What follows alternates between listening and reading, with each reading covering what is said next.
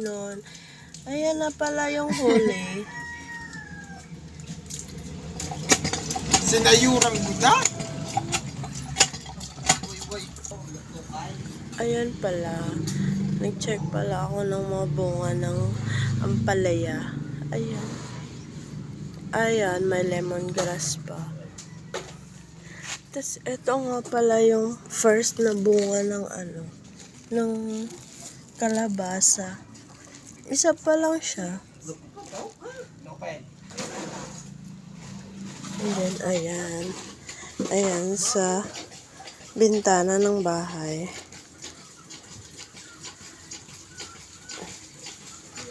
Tignan natin. Ay, ito pala, may dala-dala pala akong lemongrass. Ilalagay ko pala to sa isda. Ayan, may bunga siya. Isa. Tapos, ayan. Tapos, ayan yung halaman ko. So, ayan. Sa baba, meron siyang bunga.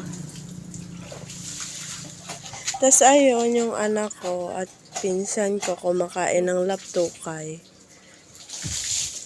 Tapos, eto yung halaman ko.